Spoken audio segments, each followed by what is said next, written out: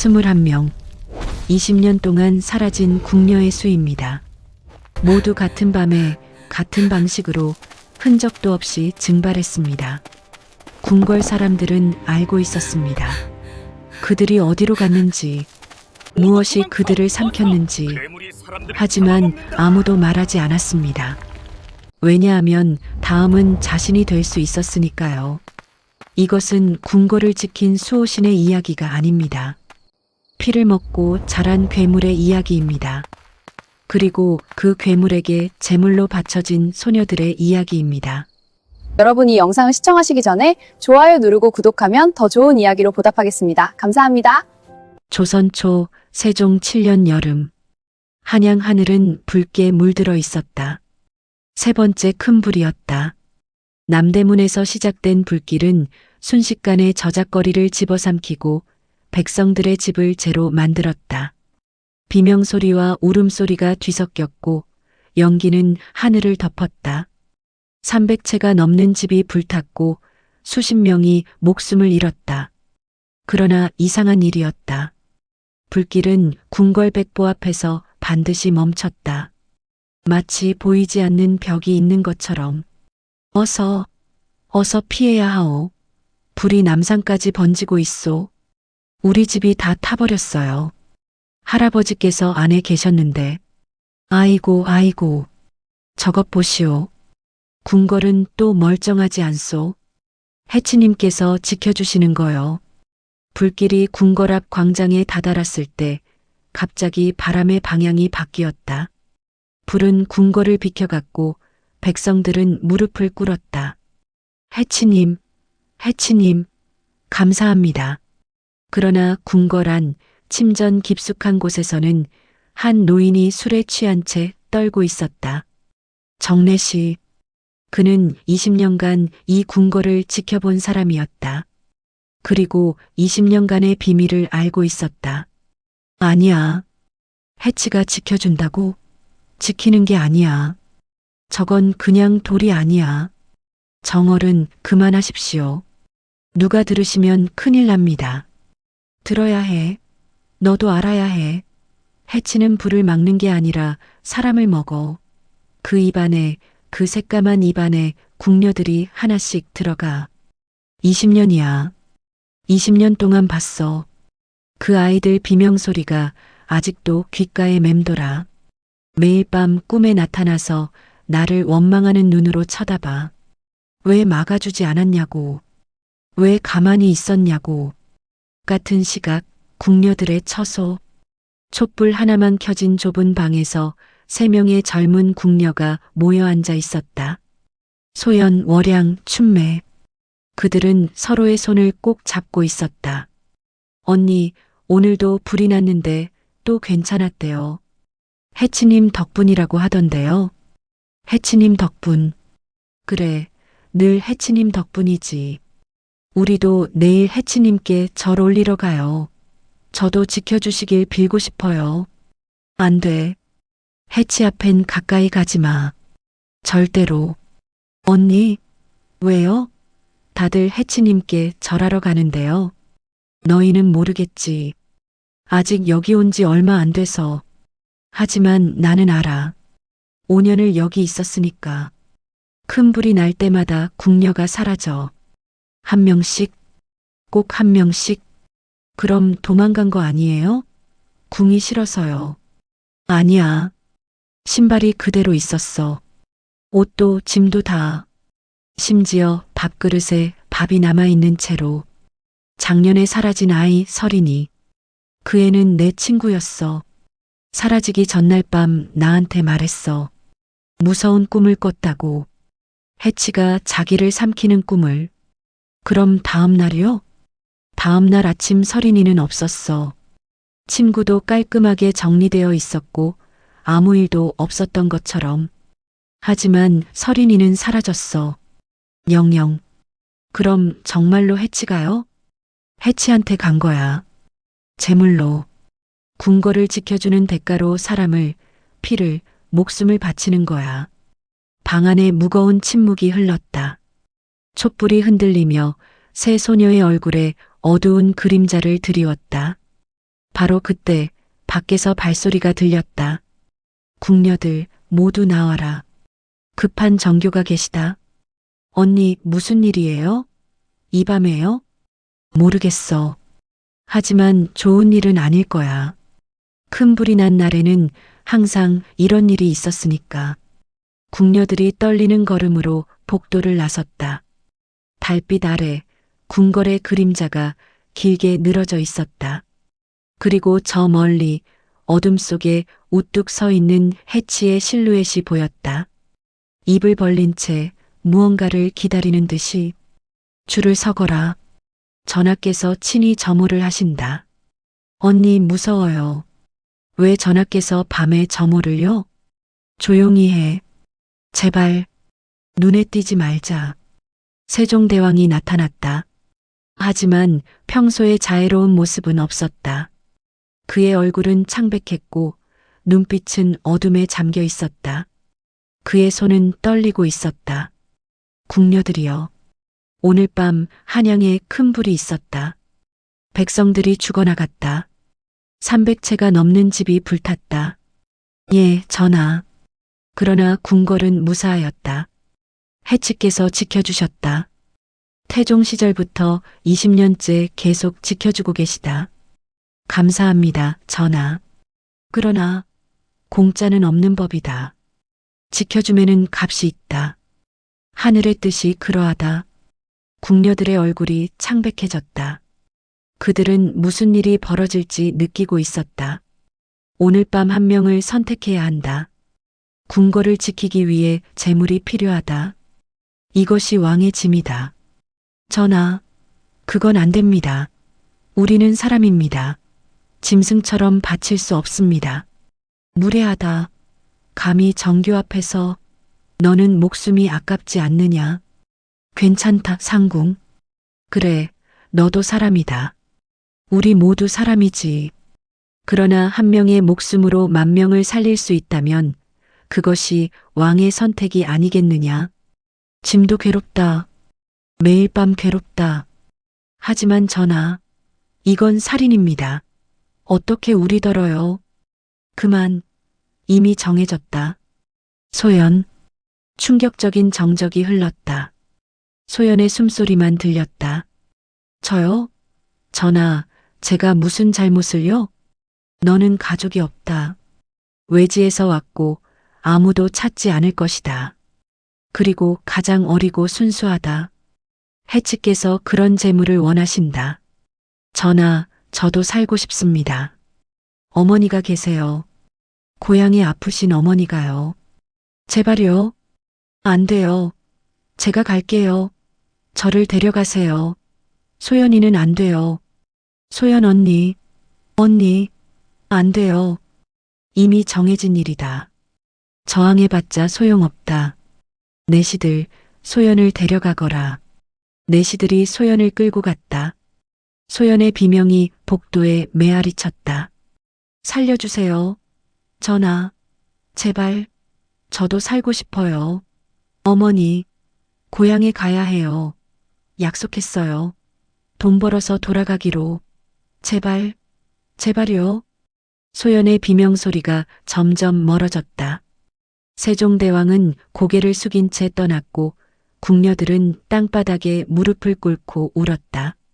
소연아, 소연아, 미안해. 내가 지켜주겠다고 했는데. 저 멀리 해치의 입이 달빛 아래 더욱 크게 벌어진 것 같았다. 마치 웃고 있는 것처럼. 또 시작이구나. 이 첫 번째 재물. 20년을 내가 지켜봤어. 21명의 어린 목숨들을. 밤은 깊어갔다. 궁궐은 조용했다. 하지만 어둠 속 어딘가에서 피해 의식이 시작되고 있었다. 궁궐 깊숙한 곳, 아무도 오지 않는 금단의 정각. 붉은 촛불만이 어둠을 밝히고 있었다. 제단 위에는 소연이 묶여 있었다. 입에는 천이 막혀 있고 눈에는 눈물이 가득했다. 무당회담이 피로 그린 문양 앞에 앉아 주문을 외우기 시작했다. 불을 거두고 재앙을 물리치고 이 순수한 피를 받아라. 해치여, 해치여, 우리의 거래를 지켜라. 20년의 맹세를 이어가라. 소연은 몸부림쳤다. 하지만 밧줄은 너무 단단했다. 그녀의 눈은 공포로 가득했다. 으음, 으아. 해담, 정말 이렇게 해야만 하는 것이오? 이 아이는 아직 어린데요. 승지 어른, 지금 불쌍한 척 하시려는 겁니까? 어른도 이 의식에 동의하셨잖습니까? 아니, 동의만 한 게 아니라 직접 이 아이를 선택하는데 참여하셨잖습니까? 알고 있소. 하지만 이게 과연 옳은 일인지요? 우리가 과연 사람인지요? 옳고 그름? 사람이냐 아니냐? 그런 걸 따질 때가 아닙니다. 어른. 살고 죽음의 문제입니다. 이 아이 하나를 살리시려면 10,000명이 불에 타 죽습니다. 궁궐이 무너집니다. 나라가 혼란에 빠집니다. 어느 쪽을 선택하시겠습니까? 그래도 이건요. 그럼 조용히 하십시오. 어른께서 할 수 있는 건 기도뿐입니다. 이제 거의 다 됐습니다. 해담이 천천히 칼을 들어 올렸다. 달빛이 칼날에 반사되어 번쩍였다. 소연의 눈이 더욱 크게 떠졌다. 제발이요. 제발이요. 어머니, 어머니께 전해주세요. 사랑한다고, 미안하다고. 해치여, 이 순결한 피로 우리의 죄를 씻어주소서. 이 목숨으로 궁궐을 지켜주소서. 이 첫 번째 재물을 받아주소서. 바로 그 순간 정각의 문이 세게 열렸다. 바람이 거세게 불어왔다. 그만하시오. 이런 짓은 그만둬야 하오. 정례시, 감히 의식을 방해하다니. 정어른, 지금 무슨 짓이오? 당장 나가시오. 안 돼. 안 돼. 이 아이는 죄가 없어. 20년이야. 20년 동안 내가 봤어. 얼마나 많은 아이들이, 얼마나 많은 목숨이. 이제 그만해야 해. 닥치십시오, 노인네. 늙어서 정신이 나가셨소. 내시들, 저 늙은이를 끌어내라. 내시들이 정내시를 끌고 나갔다. 해치는 우릴 지켜주는 게 아니야. 우리가 해치를 먹여 살리는 거야. 피로, 목숨으로. 우리는 괴물이야. 괴물. 언젠가 모두 갚아줄 거야. 해치가 우리 모두를 삼켜버릴 거야. 문이 닫혔다. 다시 정적이 흘렀다. 해담은 심호흡을 하고 다시 칼을 들어 올렸다. 방해는 끝났습니다. 이제 마지막입니다. 아이야, 내 희생으로 수많은 이들이 살 것이다. 저는 그냥 평범하게 살고 싶었어요. 그것뿐이었어요. 해담의 칼이 내려왔다. 빠르고 정확하게. 어머니, 어머. 피가 재단을 적셨다. 붉은 피는 바닥의 문양을 따라 흘러내렸다. 그리고 이상한 일이 벌어졌다. 피가 문양에 닿자 문양이 빛나기 시작했다. 이게 뭐요? 해담, 저 빛은 뭐요? 받으셨다. 해치께서 재물을 받으셨어. 20년 한 번도 거부하지 않으셨어. 갑자기 바람이 세게 불었다. 촛불들이 모두 꺼졌다. 어둠 속에서 이상한 소리가 들렸다. 마치 무언가 씹는 소리, 뼈가 부서지는 소리 같은. 저 소리는 뭐요? 대체 무슨 소리가? 드시고 계십니다. 해치께서 재물을 받아 드시고 계십니다. 저 소리는 아이가 사라지고 있는 소리입니다. 으어. 이런 건 인간이 할 짓이 아니오. 잠시 후 촛불이 다시 켜졌다. 그러나 재단 위에는 아무것도 없었다. 소연은 사라졌다. 흔적도 없이 피 한 방울, 머리카락 한 올, 옷 한 조각조차 남지 않았다. 사라졌소. 어떻게 이럴 수가. 사람이 통째로. 감사합니다, 해치시여. 저희를 지켜주소서. 그리고 이 아이의 넋을 편히 쉬게 해주소서. 궁궐 밖 해치상 앞. 달빛 아래 해치의 입은 여전히 벌어져 있었다. 하지만 이제는 그 안이 붉게 물들어 있는 것 같았다. 마치 방금 무언가를 먹은 것처럼. 다음 날 아침, 궁녀들의 처소는 조용했다. 월양은 밤새 잠을 이루지 못했다. 언니, 소연 언니는 정말로요? 돌아오지 않을 거야. 아무도 한 번도 돌아온 적이 없어. 왜요? 왜 소연 언니였어요? 왜긴, 가족이 없었으니까. 외지 출신이니까. 가난했으니까. 쉽게 지울 수 있는 존재였으니까. 김상궁이 문을 열고 들어왔다. 소연은 간밤에 도망쳤다.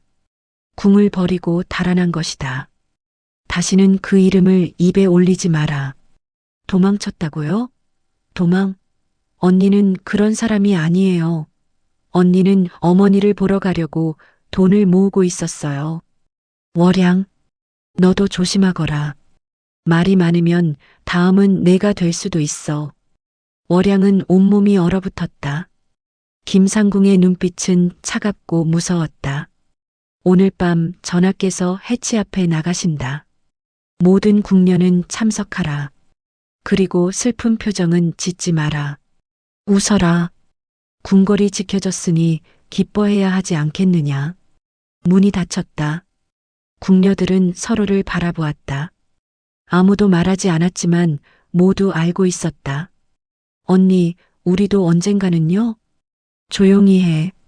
지금은 살아남아야 해. 어떻게든 살아남아야 한다.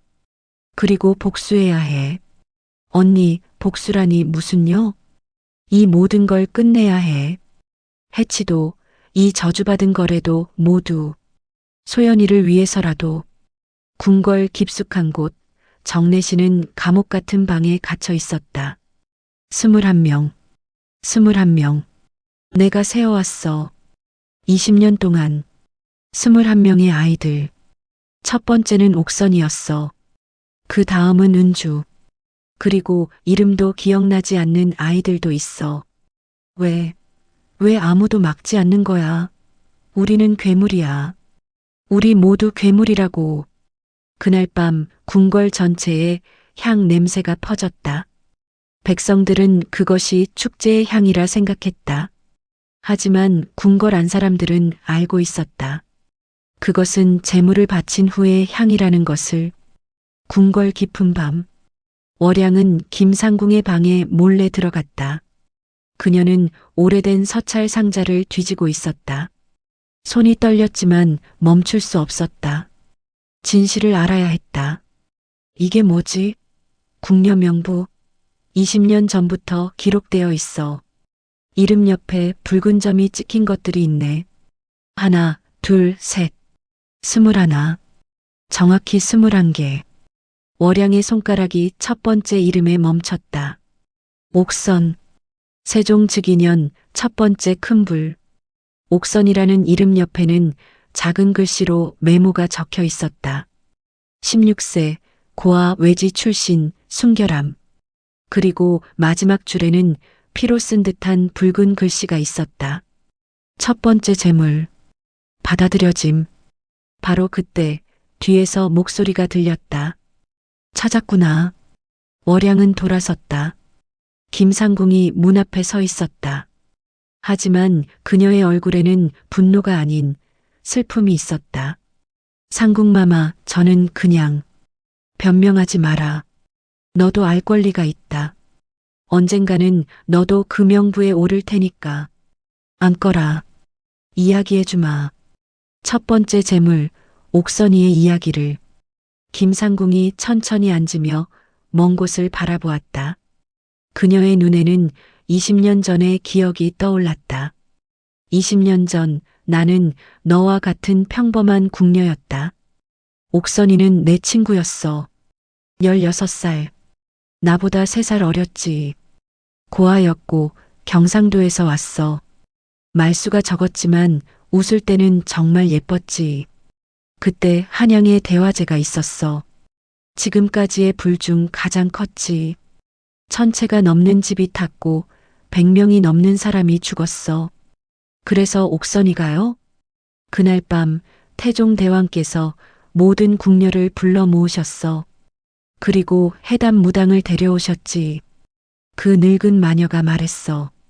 해치께서 재물을 원하신다고. 순결한 처녀의 피를 원하신다고. 월양은 문을 향해 걸어갔다. 그리고 돌아서며 말했다. 상궁마마. 저는 상궁마마처럼 되지 않을 거예요. 살기 위해 다른 사람을 희생시키지 않을 거예요. 이 모든 걸 끝낼 거예요. 어떻게? 내가 뭘 할 수 있는데? 모르겠어요. 하지만 방법을 찾을 거예요.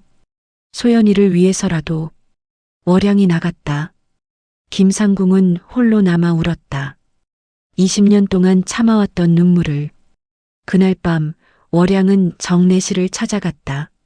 그는 여전히 방에 갇혀 있었다. 정어른. 정내시가 고개를 들었다. 눈은 충혈되어 있었고 수염은 헝클어져 있었다. 누구냐?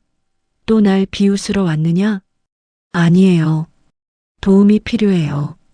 어른께서 아시는 것들을 알려주세요. 해치에 대해, 이 의식에 대해, 처음부터 끝까지 전부. 정내시가 월양을 뚫어지게 쳐다보았다. 왜? 알아봤자 바꿀 수 없어. 이미 20년이야. 태종 시절부터 계속된 일이야. 이제는 관습이 됐어.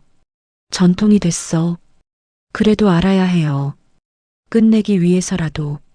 정내시가 쓴웃음을 지었다. 끝낸다고? 어린 것이 용감하긴 하구나. 좋아. 말해주지. 어차피 나는 이미 죽은 목숨이야. 해담 그 마녀가 날 가만두지 않을 테니까. 정내시가 천천히 이야기를 시작했다. 해치는 원래 고려 시대부터 있었어. 그때는 진짜 수호신이었지. 하지만 조선이 건국되면서 뭔가 변했어. 무당해담의 조상이 새로운 의식을 만들었어. 피의 계약이라는 걸. 해치에게 재물을 바치면 해치는 재앙을 막아준다는 거야. 처음에는 동물이었어. 양, 돼지, 소. 하지만 효과가 없었어. 불은 계속 났고 역병도 돌았어. 그래서 해담의 할머니가 제안했어. 사람을 바치라고. 순결한 처녀를. 태종 대왕께서는 처음엔 거부하셨어. 하지만 큰 불이 나고 백성들이 죽어나가자 결국 허락하셨어. 단 한 번만이라고. 시험 삼아서라고. 그리고 옥선이가 바쳐졌어. 그날 밤 나도 봤어. 의식을. 해담이 칼을 들고 옥선이가 울부짖고 피가 흐르고 그리고 해치가 움직였어. 월양이 숨을 삼켰다. 움직였다고요? 돌로 만들어진 짐승이 움직였어. 입이 더 크게 벌어지고 눈이 빛나고 그리고 옥선이가 사라졌어. 빨려 들어가듯이 해치의 입속으로. 나는 그때 깨달았어. 저건 돌이 아니라고. 저건 살아있는 뭔가라고. 아니, 살아있었던 뭔가라고. 그리고 우리가 그걸 깨웠다고. 월양의 얼굴이 창백해졌다. 그럼 해치는 뭐예요? 진짜 신령이에요? 아니면 괴물이에요? 정내시가 고개를 저었다. 모르겠어. 해담만 알 거야. 그 마녀 집안이 대대로 비밀을 지켜왔어. 하지만 한 가지는 확실해. 해치는 배고파. 항상 배고파. 그리고 한 번 맛을 본 것은 계속 원해. 피를, 목숨을. 그럼 멈출 수 없는 건가요? 정내시가 월양을 똑바로 보았다. 한 가지 방법이 있긴 해. 옛날 기록에서 본 적이 있어. 해치의 주인이 스스로 제물이 되면 계약이 끊긴다고. 주인이요? 계약을 맺은 사람. 처음 피의 의식을 시작한 사람. 지금은 세종대왕이지. 태종대왕께서 돌아가시면서 계약이 넘어갔거든. 그럼 전하께서 스스로 제물이 되시면요? 계약이 끊겨. 해치는 다시 잠들거나 아니면 사라질 거야. 하지만요? 왕이 스스로 죽을 리가 없잖아. 그리고 설령 그렇게 해도 그 뒤에 뭐가 올지 몰라. 해치가 분노하면 궁궐 전체를 집어삼킬 수도 있어. 월양은 오랫동안 침묵했다. 그리고 천천히 고개를 끄덕였다. 알겠어요. 어른 감사합니다. 월양아, 어리석은 짓은 하지 마. 넌 아직 젊어. 살 수 있어. 월양이 쓸쓸하게 웃었다. 살 수 있다고요? 어른, 우리는 이미 죽었어요. 이 궁궐에 발을 들인 순간부터 다만 언제 죽을지 모를 뿐이죠. 월양이 나갔다. 정래씨는 그녀의 뒷모습을 바라보며 중얼거렸다. 저 아이도 곧 사라지겠구나. 22번째가 되겠구나. 그날 밤 월양은 혼자 해치 앞에 섰다. 달빛 아래 돌짐승은 여전히 입을 벌리고 있었다. 너는 뭐야? 신이야, 괴물이야? 왜 우리를 괴롭혀? 왜 우리 목숨을 원해? 대답은 없었다. 하지만 바람이 불었다. 차갑고 음산한 바람이. 월양은 온몸에 소름이 돋았다. 들려? 내가 날 듣고 있는 거 알아. 소연이를 돌려줘. 21명을 다 돌려줘. 그들은 내 것이 아니야. 갑자기 해치의 눈이 빛나는 것 같았다. 월양은 뒤로 물러섰다. 하지만 동시에 이상한 목소리가 들렸다. 머릿속에서 낮고 굵고 고대의 것 같은 목소리가 계약은 계약이다. 피로 맺었고 피로 갚아야 한다. 너희가 원했다. 지켜달라고. 구해달라고. 나는 그저 응답했을 뿐. 월양은 비명을 지르며 뒤로 넘어졌다. 주위를 둘러보았지만 아무도 없었다. 다시 해치를 보았다. 돌짐승은 여전히 움직이지 않았다. 하지만 월양은 알았다. 방금 목소리가 진짜였다는 것을. 월양은 일어나 뛰어갔다. 심장이 터질 것 같았다. 그녀는 깨달았다. 이건 단순한 미신이 아니었다. 해치는 진짜로 살아있었다. 그리고 의식이 있었다. 사흘 후 월양은 춘매와 다른 궁녀들을 몰래 모았다. 총 5명. 모두 젊고 가족 없는 궁녀들이었다. 다음 재물 후보들이었다. 언니, 정말 도망칠 수 있어요? 월양이 고개를 끄덕였다. 해야 해. 여기 있으면 우리 모두 언젠가 재물이 돼. 차라리 도망치다 죽는 게 나아. 하지만 어떡해요? 궁궐 경비가 삼엄한데요. 북문 경비가 가장 약해. 밤 이경에 교대하는 틈을 타면 나갈 수 있어. 민내시가 도와주기로 했어. 지수라는 15살 궁녀가 떨리는 목소리로 물었다. 언니, 나가면 어디로 가요? 우리 같은 궁녀들이 살 곳이 있을까요? 모르겠어. 하지만 여기보다는 나을 거야. 적어도 우리 목숨은 우리 것이 될 테니까. 궁녀들은 서로를 보며 고개를 끄덕였다. 그들은 결정했다. 도망치기로. 그날 밤 자정. 5 궁녀는 작은 짐을 들고 북문으로 향했다. 민내시가 기다리고 있었다. 서두르시오. 교대까지 1식경밖에 없소. 고맙습니다, 어른. 고마워할 것 없소. 나도 이 지옥에서 빠져나가고 싶소. 하지만 나는 늙었으니. 민내시가 문을 열었다. 차가운 밤바람이 들어왔다. 자유의 바람. 궁녀들은 하나씩 밖으로 나갔다. 월양이 마지막으로 나가려는 순간 뒤에서 목소리가 들렸다. 어디 가는 거냐? 월양이 돌아섰다. 김상궁이 서 있었다. 그녀의 얼굴에는 슬픔과 분노가 섞여 있었다. 상궁마마, 도망치려는 거지? 너희들 모두. 예. 더 이상 여기 있을 수 없어요. 김상궁이 천천히 다가왔다. 어리석은 것들. 도망쳐봤자 소용없어. 해치가 찾아낼 거야. 계약을 어기면 해치는 화를 내. 그리고 더 많은 것을 요구해. 그래도 가야 해요. 상궁마마도 아시잖아요. 여기 있으면 우리 모두 죽는다는 거. 김상궁의 눈에 눈물이 고였다. 알아. 알아. 하지만 내가 널 보낼 수 없어. 너희가 도망치면 그 대가를 다른 궁녀들이 치러야 해. 어쩌면 나도. 난 아직 살고 싶어. 미안하다, 월양아. 김상궁이 종을 쳐려고 손을 들었다. 그 순간 월양이 그녀의 손을 잡았다. 상궁마마, 제발, 한 번만 눈 감아주세요. 옥선이 언니를 생각해서라도. 김상궁의 손이 떨렸다. 그녀는 옥선이의 이름을 들은 순간 20년 전의 기억이 떠올랐다. 친구의 얼굴이, 마지막 눈빛이. 김상궁은 천천히 손을 내렸다. 가거라. 빨리. 내가 시간을 벌어줄게. 상궁마마, 가라니까. 그리고 살아. 꼭 살아남아. 그게 옥선이한테, 소연이한테, 21명 모두에게 갚는 길이야. 월양은 김상궁에게 깊이 절하고 밖으로 뛰어나갔다.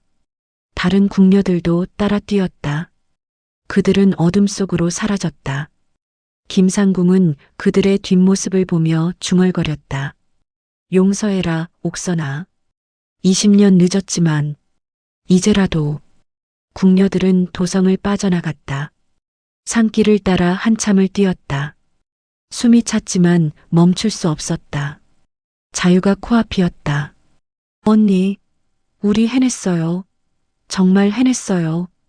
춘매가 웃으며 소리쳤다. 다른 궁녀들도 기뻐했다.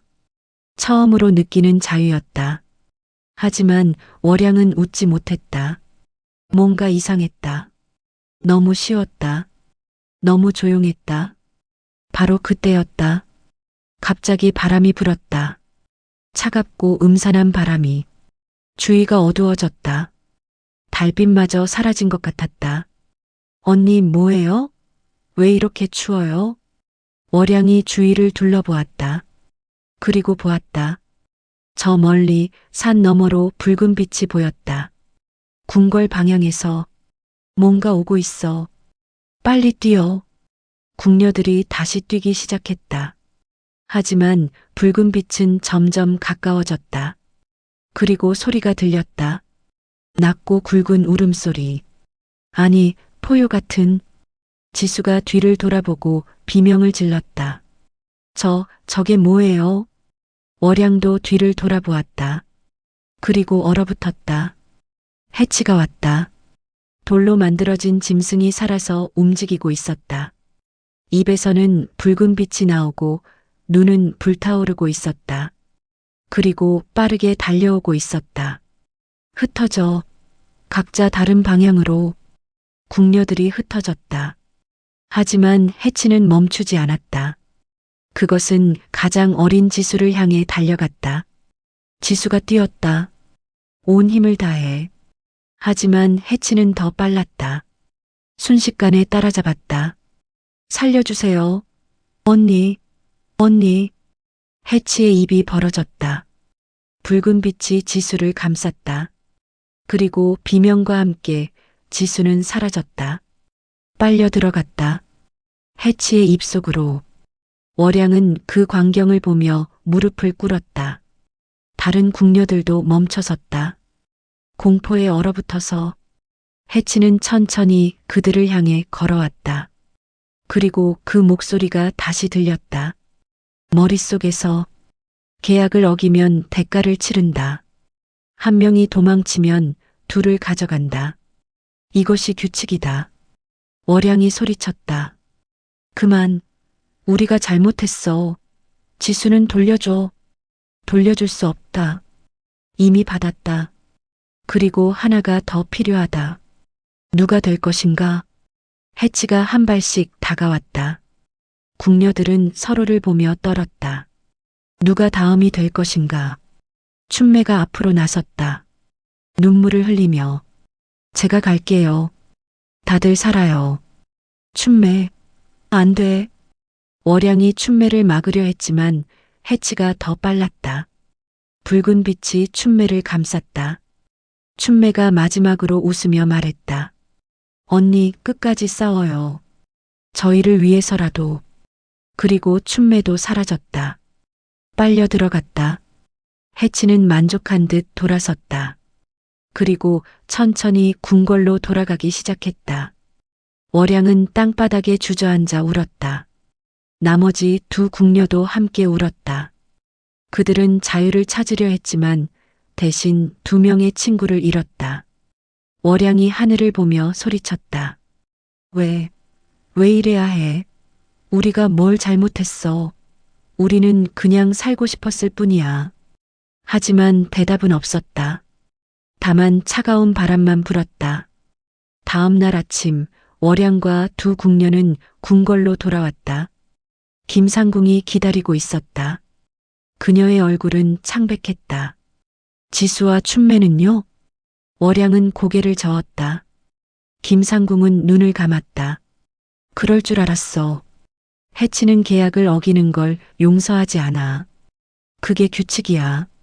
월양이 김상궁을 똑바로 보았다. 눈에는 분노와 결의가 있었다. 상궁마마, 이제 알았어요. 도망칠 수 없어요. 해치를 피할 수 없어요. 그럼 단 한 가지 방법밖에 없어요. 무슨 방법? 해치를 죽이는 거예요. 아니, 계약을 끊는 거예요. 정내시 어른께서 말씀하셨어요. 계약의 주인이 재물이 되면 모든 게 끝난다고. 김상궁의 얼굴이 더욱 창백해졌다. 설마 전화를요? 월양이 고개를 끄덕였다. 예. 세종대왕께서 해치에게 바쳐지면 이 모든 게 끝나요. 더 이상 궁녀들이 죽지 않아요. 미쳤구나. 그건 역모야. 대역죄야. 알아요. 하지만 다른 방법이 없어요. 전 이미 23명을 봤어요. 소연이, 지수, 춘매, 그리고 20년간의 아이들. 더 이상은 안 돼요. 김상궁은 오랫동안 침묵했다. 그리고 작게 고개를 끄덕였다. 어떻게 할 건데? 모르겠어요. 하지만 방법을 찾을 거예요. 시간이 얼마 없어요. 다음 큰 불이 나기 전에. 바로 그 순간 하늘에서 천둥 소리가 들렸다. 먹구름이 몰려왔다. 비가 내리기 시작했다. 김상궁이 하늘을 보며 중얼거렸다. 가뭄 끝에 비가 오는구나. 하지만 이 비가 끝나면 또 무더위가 올 거야. 그리고 곧 큰 불이 날 거야. 시간이 없어. 월양은 비를 맞으며 해치를 바라보았다. 돌짐승은 여전히 입을 벌리고 서 있었다. 마치 다음 재물을 기다리는 듯이. 일주일 후 무더위가 계속됐다. 도성 곳곳에서 작은 불이 나기 시작했다. 사람들은 불안해했다. 또 큰 불이 올 것 같은 예감이 들었다. 월양은 기회를 노리고 있었다. 세종대왕을 만날 방법을. 그리고 기회가 왔다. 왕이 홀로 해치 앞에 나온다는 소식을 들었다. 그날 밤 월양은 몰래 해치 앞으로 갔다. 세종대왕이 홀로 서 있었다. 그는 해치를 보며 무언가 중얼거리고 있었다. 용서하시오. 짐이 무능해서요. 더 나은 방법을 찾지 못해서요. 또 한 명을 보내야 할 것 같소. 또 한 명의 어린 목숨을. 월양이 앞으로 나섰다. 전하. 세종이 놀라 돌아섰다. 누구냐? 감히 이 밤에. 소연이의 친구였습니다. 전하. 지수와 춘매의 친구이기도 했고요. 세종의 얼굴이 창백해졌다. 그 이름들을 기억했다. 무슨 일이냐? 어서 돌아가거라. 여기는 위험하다. 위험하다고요? 전하. 정말로 위험한 건 전하께서 하시는 일입니다. 세종이 손을 들어 제지하려 했지만 월양은 멈추지 않았다. 23명입니다. 전하. 20년 동안 23명의 궁녀가 해치에게 바쳐졌습니다. 전하께서는 그들의 이름을 기억하십니까? 얼굴을 기억하십니까? 세종이 고개를 숙였다. 기억한다. 모두 기억한다. 매일 밤 꿈에 나타난다. 짐을 원망하는 눈으로. 그럼 왜 계속하십니까? 왜 멈추지 않으십니까? 세종이 월양을 똑바로 보았다. 그의 눈에는 눈물이 고여 있었다. 멈출 수 없다. 한번 시작하면 끝낼 수 없어. 짐도 알아. 이게 잘못됐다는 것을. 이게 죄악이라는 것을. 하지만 멈추면 더 큰 재앙이 온다. 해치가 분노하면 궁궐 전체가, 아니, 한양 전체가 불바다가 될 거야. 그건 협박입니다. 해치의 협박이에요. 전하께서는 협박에 굴복하신 겁니다. 세종이 쓴웃음을 지었다. 협박. 그래, 협박이지. 하지만 짐은 왕이야. 백성을 지켜야 해. 10,000명을 살리기 위해 1명을 희생시키는 것. 그것이 왕의 짐이야. 월양이 앞으로 다가갔다. 그럼 전하께서 그 1명이 되시면 됩니다. 세종이 숨을 멈췄다. 무슨 소리냐? 계약의 주인이 재물이 되면 계약이 끊긴다고 들었습니다. 전하께서 해치에게 바쳐지시면 이 모든 게 끝납니다. 더 이상 궁녀들이 죽지 않습니다.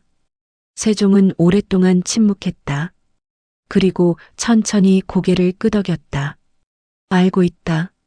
짐도 그 방법을 알고 있어. 정래 씨에게 들었지. 하지만요? 짐은 겁쟁이야. 죽음이 무서워. 그리고 세자가 아직 어려. 짐이 죽으면 나라가 혼란에 빠질 거야. 월양이 무릎을 꿇었다. 전하, 소연이도 무서웠습니다. 지수도, 춘매도 23명 모두 무서웠습니다. 하지만 선택권이 없었습니다. 전하께서는 선택하실 수 있습니다. 올바른 선택을. 세종이 월양을 일으켰다. 내 말이 옳다. 짐이 비겁했어. 하지만 시간을 다오. 준비할 시간을. 세자를 준비시키고 나라를 준비시킬 시간을. 그리고 짐이 직접 해치에게 갈 테니. 정말이십니까? 왕의 이름으로 맹세하마. 다음 큰 불이 나면 짐이 마지막 제물이 되겠다. 그리고 이 저주를 끝내겠다. 월양은 깊이 절했다. 희망이 보였다. 처음으로. 하지만 그들은 몰랐다. 해치가 모든 것을 듣고 있다는 것을, 그리고 분노하고 있다는 것을. 3일 후 하늘이 붉게 물들었다. 대화제였다. 20년 중 가장 큰 불이었다. 도성의 절반이 불타고 있었다. 사람들은 비명을 지르며 도망쳤다. 궁궐에서 종이 울렸다. 모든 신하가 모였다. 세종대왕이 나타났다. 그의 얼굴은 결연했다. 짐이 선언하노라. 오늘 밤 짐이 직접 해치께 나아가겠다. 마지막 제물이 되겠다. 신하들이 놀라 소리쳤다. 전하, 그럴 순 없습니다. 이미 결정했다. 20년 동안 23명의 목숨을 빼앗았다. 이제 짐이 갚을 차례다. 바로 그때 해담이 나타났다. 그녀의 얼굴은 분노로 일그러져 있었다. 전하, 이는 계약을 어기는 것입니다. 해치께서 분노하실 것입니다. 계약은 끝났다.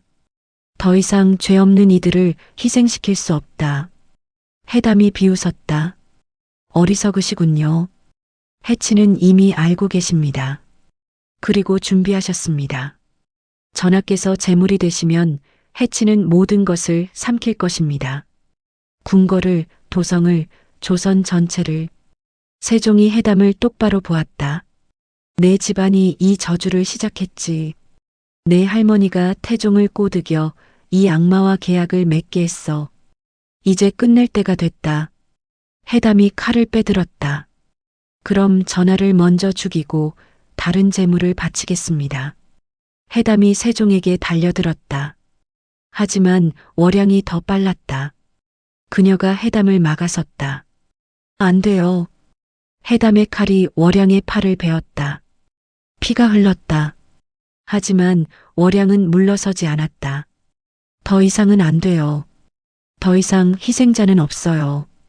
바로 그 순간 땅이 흔들렸다. 해치가 움직이기 시작했다. 돌짐승이 살아나 궁궐로 걸어왔다.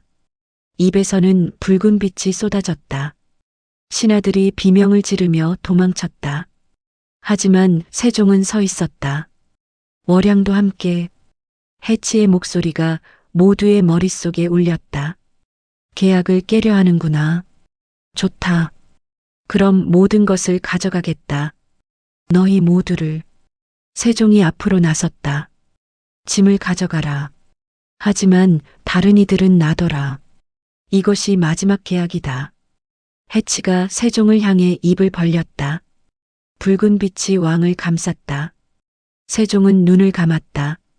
하지만 바로 그때 월양이 세종 앞으로 뛰어들었다. 전하가 아니라 저예요. 저를 가져가세요. 월양, 안 돼. 월양이 세종을 밀쳐냈다. 그리고 해치를 똑바로 보았다. 저를 가져가요. 대신 전하를 놔주세요. 그리고 이 저주를 끝내세요. 해치가 멈췄다. 그리고 월양을 보았다. 내가 스스로 원하는구나. 흥미롭다. 좋다. 너를 받아들이겠다. 하지만 계약은 계속된다. 영원히. 월양이 고개를 저었다.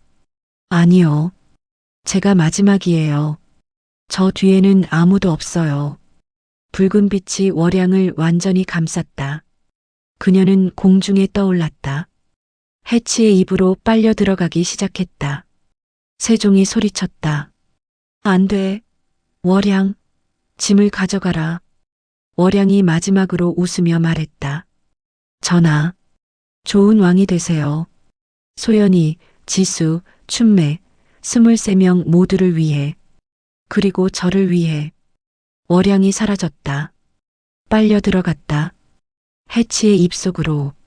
24번째 제물이 되었다. 그리고 이상한 일이 벌어졌다. 해치가 비명을 질렀다. 아니, 울부짖었다. 고통스러운 소리였다. 무슨 일이냐? 왜 저러는 거냐? 해담이 창백한 얼굴로 말했다. 스스로 원한 제물이요. 해치는 강제로 바쳐진 제물만 받을 수 있어요. 하지만 저 아이는 스스로 들어갔어요. 계약을 어긴 건 해치예요. 해치가 균열이 가기 시작했다. 돌이 부서지고 빛이 새어나왔다. 그리고 폭발했다. 모두가 눈을 가렸다. 엄청난 빛과 바람이 휘몰아쳤다. 잠시 후 모든 것이 조용해졌다. 사람들이 눈을 떴다. 해치는 사라져 있었다. 그 자리에는 24개의 작은 빛만 떠 있었다. 24명의 영혼이었다. 빛들이 천천히 하늘로 올라갔다. 자유로워진 영혼들이. 그리고 마지막 빛, 월양의 빛이 세종 앞에 잠시 머물렀다. 마치 작별 인사를 하듯이. 세종은 무릎을 꿇고 울었다. 왕의 위엄도 잊은 채. 미안하다. 정말 미안하다. 모두에게. 그리고 기적이 일어났다. 하늘에서 비가 내리기 시작했다. 불을 끄는 비가. 도성의 불이 꺼지기 시작했다. 해치는 사라졌다. 저주도 끝났다. 하지만 그 대가는 컸다. 24명의 목숨이었다. 1년 후, 세종 8년 봄, 궁궐은 평화로웠다. 해치가 사라진 후 큰 불이 나지 않았다. 사람들은 저주가 끝났다고 믿었다. 세종대왕은 해치가 있던 자리에 비석을 세웠다. 24개의 이름이 새겨져 있었다. 옥선부터 월양까지 희생자들을 기리기 위해. 그날도 세종은 비석 앞에 와서 절을 올렸다. 매일 하는 일과였다. 용서하시오. 짐의 비겁함을, 짐의 무능함을. 바로 그때 뒤에서 목소리가 들렸다. 전하. 세종이 돌아섰다. 김상궁이 서 있었다. 그녀의 손에는 오래된 책이 들려 있었다. 무슨 일이냐? 전하께서 보셔야 할 것이 있습니다. 해담의 집에서 찾았습니다. 김상궁이 책을 펼쳤다. 오래된 한문으로 적혀 있었다. 세종이 읽기 시작했다. 그리고 얼굴이 점점 창백해졌다. 이게 무슨 해치의 비밀입니다. 전하.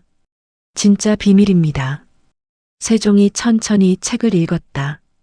그 내용은 충격적이었다. 해치는 원래 불을 막는 신령이 아니었다.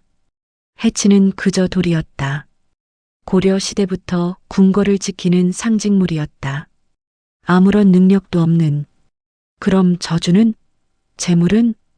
김상궁이 다음 페이지를 넘겼다. 조선 건국 초기 한양에는 화재가 잦았습니다. 목조 건물이 많았고 건조했으니까요. 백성들은 불안해했습니다.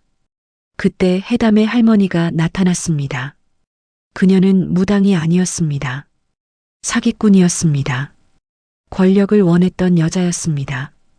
그녀는 태종 대왕께 거짓말을 했습니다. 해치가 재물을 원한다고, 피해 계약을 맺어야 한다고. 태종 대왕께서는 믿지 않으셨습니다. 처음에는. 하지만 그녀는 증거를 만들었습니다. 세종이 숨을 멈췄다. 증거를? 김상궁이 고개를 끄덕였다. 그리고 책의 한 구절을 가리켰다. 첫 번째 재물, 옥선. 그녀가 바쳐진 날 정말로 불이 10년간 나지 않았습니다. 하지만 그건 우연이 아니었습니다. 해담의 할머니가 미리 준비했던 겁니다. 그녀는 도성 곳곳에 사람을 풀어놓았습니다. 불씨를 감시하는 사람들을, 작은 불이 나면 즉시 끄는 사람들을 10년 동안 그렇게 했습니다. 막대한 돈이 들었지만 그만한 가치가 있었습니다. 왜냐하면 그녀는 궁궐에서 가장 강력한 권력을 얻었으니까요. 세종의 손이 떨렸다. 그럼 해치는 아무것도 하지 않았다는 말이냐? 24명이 헛되이. 김상궁이 눈물을 흘렸다. 예, 전하. 해치는 처음부터 아무것도 하지 않았습니다. 불을 막은 것도 재앙을 물리친 것도 모두 사람이었습니다. 해담 일가가 몰래 고용한 사람들이었습니다.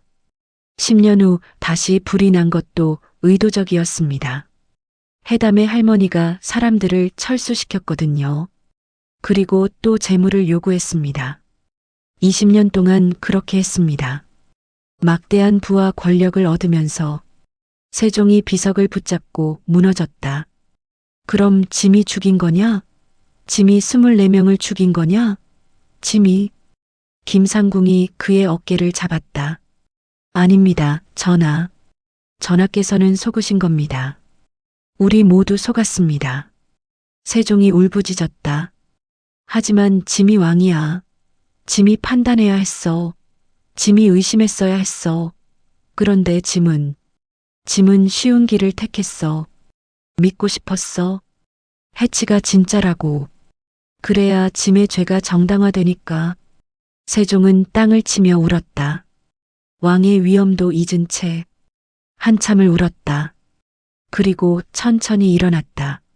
눈은 붉게 충혈되어 있었지만 결연했다. 김상궁, 이 사실을 기록하라. 역사에 남겨라. 짐의 죄를, 24명의 이름을, 그리고 진실을. 전하, 후세가 알아야 한다. 권력이 사람을 어떻게 속이는지, 두려움이 사람을 어떻게 조종하는지, 그리고 왕이라 해도 얼마나 쉽게 잘못된 길로 갈 수 있는지. 바로 그때 정내시가 급히 달려왔다. 전하, 해담을 잡았습니다. 해담이 끌려왔다. 그녀는 여전히 오만했다. 풀어라. 감히 신녀를. 세종이 그녀를 차갑게 보았다. 신녀, 너는 사기꾼이다. 살인자다. 내 할머니부터 너까지 3대가 이 거짓말을 이어왔지. 해담의 얼굴이 변했다. 어떻게? 내 집에서 기록을 찾았다. 모든 것이 적혀 있더구나. 얼마나 많은 돈을 썼는지, 얼마나 많은 사람을 고용했는지, 심지어 24명을 어떻게 처리했는지까지. 해담이 무릎을 꿇었다. 더 이상 변명할 수 없었다. 세종이 칼을 뽑았다. 너를 죽여야 한다. 24명을 위해서. 하지만 그의 손이 떨렸다. 칼을 들 수 없었다. 짐도 같은 죄인이야. 짐도 24명을 죽였어. 내가 속였다 해도 짐이 선택했어. 그 선택의 책임은 짐에게 있어. 세종이 칼을 내려놓았다. 너를 유배 보내겠다. 평생 갇혀 살아라.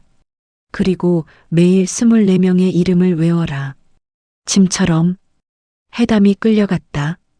세종은 다시 비석 앞에 섰다. 그날 밤 세종은 잠들지 못했다.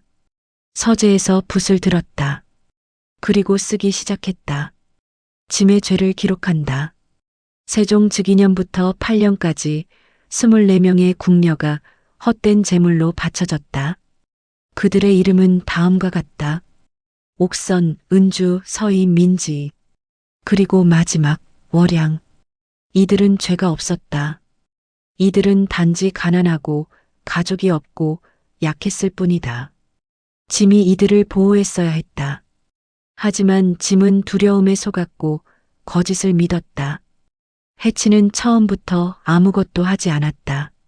불을 막은 것은 사람이었고 재물을 요구한 것도 사람이었다. 신령이나 괴물이 아니라 인간의 탐욕과 두려움이 이 모든 것을 만들어냈다. 후세의 왕들이여, 이 기록을 읽거든 기억하라. 두려움은 판단을 흐리게 하고 권력은 진실을 왜곡한다. 그리고 가장 무서운 괴물은 돌짐승이 아니라 사람의 마음 속에 있다. 세종이 붓을 놓았다. 그리고 창밖을 보았다. 해치가 있던 자리에 24개의 등불이 켜져 있었다. 매일 밤 켜지는 등불이었다. 24명을 기리기 위한. 바람이 불었다. 차갑고 슬픈 바람이. 세종은 창을 닫았다. 하지만 마음속의 죄책감은 닫을 수 없었다. 평생 그와 함께할 것이었다. 안녕하세요, 여러분. 지금까지 도깨비 아담이었습니다.